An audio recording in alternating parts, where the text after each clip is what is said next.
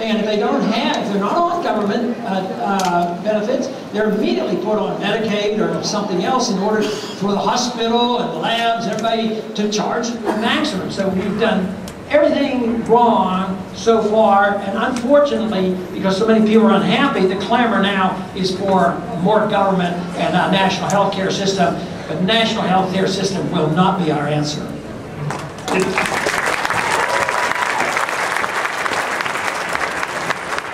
Dr. Paul, you mentioned the word democracy. I mean, I hate that word. We're a constitutional republic, and we want to help these other nations, give them our constitution. We're not using it. And one more thing is Ronald Reagan cut taxes, but he didn't cut the amount of government employees, and it caused the greatest deficit this country ever seen.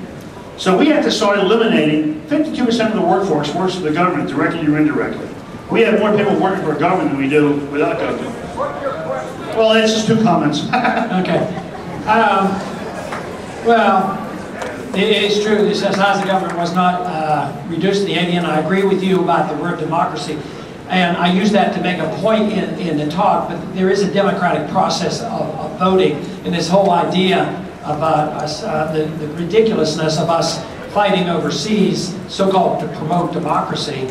And you're right, what you want to strive for is a constitutional republic, and that was stated clearly right when the Constitution was written. Dr. Paul, my name is Luke Venters. I live in Polson, Montana. I have a question. Thank you very much. I have a question for you about H.R. 1955, the Violent Radicalization Homegrown Terrorism Prevention Act. It states in there that homegrown terrorism is the planned or threatened use of force or violence. And because force and violence are separated by the word "or," that means our government considers force to be something other than violence. I looked that up, and it's the ability to affect social change through political commentary, deductive reasoning, logic, things like that. How scary is this to you that homegrown terrorism may now be the ability to wage a logical argument? Well, once again, I think it's another piece of atrocious legislation, and they write that in that way because they want not to interpret it any way they want.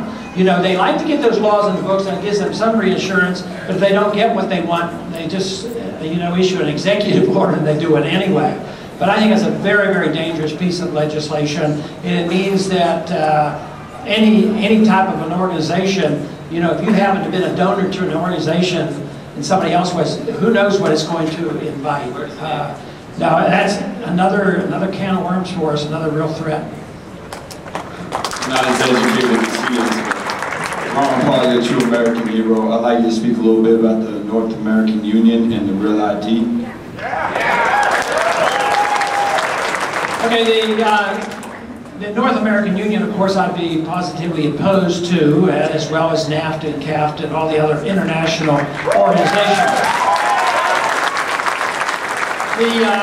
The Real ID I voted against, and yet there were a lot of conservatives who didn't believe that it would be a national ID card, but understand the people of Montana have spoken, and they do not like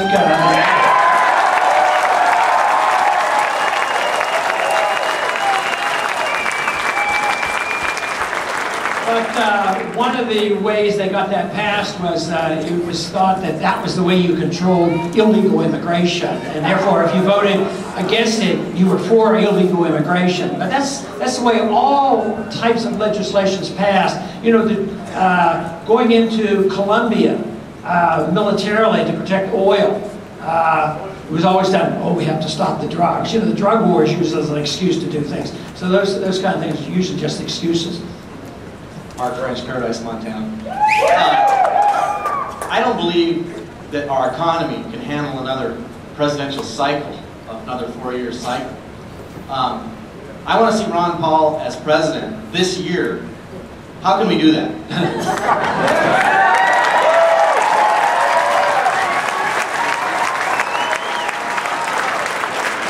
Well, the only way you can do it is first win the nomination in September, which is an uphill battle, and you need a bit of a miracle to do that. And then you'd have to make sure that the media was very fair and balanced, so we can get a fair shake. So yes, I know all things are possible, but we don't. I don't want to be naive and think, well, yes, that's around the bend. But we have to believe that the future can be better. We have to do whatever we can to do our best, and the future is not exactly totally in our hands. We'll just do our best we can. I believe! God bless you, Dr. Paul, and God bless America.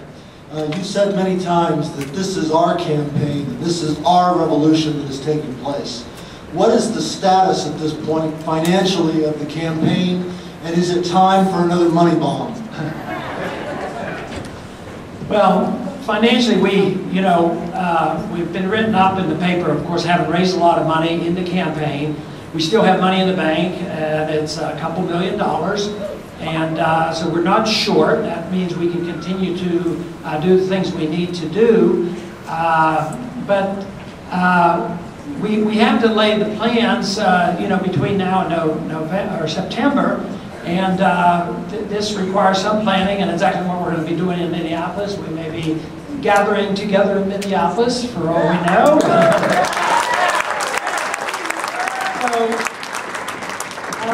One thing that they write about the campaign is that we ran a very, very frugal campaign. Even when I look back, and the independent sources say we ran a frugal campaign, I get worried because there's a lot of money involved. But they know that I've never had a campaign, I've never had a debt, we're not going to have a debt, and I feel very grateful that supporters like you have been very generous and kept us very solvent.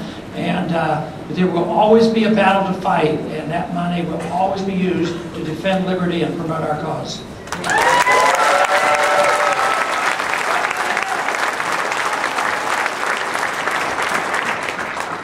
Dr. Paul, you've made it clear that you have no plans to run under a third party.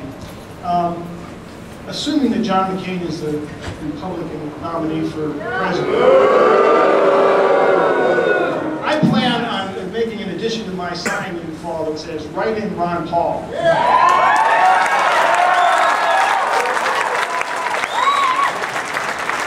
question is, who are you going to vote for? Pardon me? My question is, who are you going to vote for?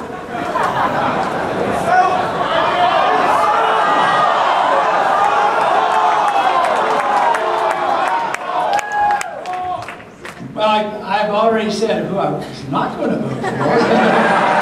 I don't need to say that again. But we'll see who all the candidates are. Dr. Paul, if you were to describe the underlying values that guide your policy and separate you as a candidate from the other people running for president, what would these underlying values that guide your candidacy be? I think I mentioned it in the talk, and that is a commitment never to use force and violence to tell other people what to do. I don't think it's any more complicated than that.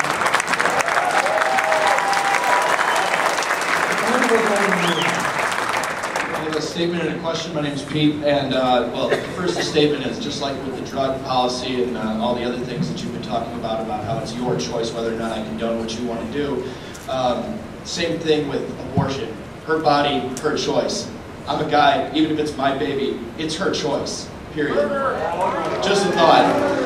That's just an idea, just thought I'd throw it out there as a government standpoint. Okay, now the question is your, let's just say you were, elected, is your administration going to pursue the Bush administration for war crimes? Who I say it again?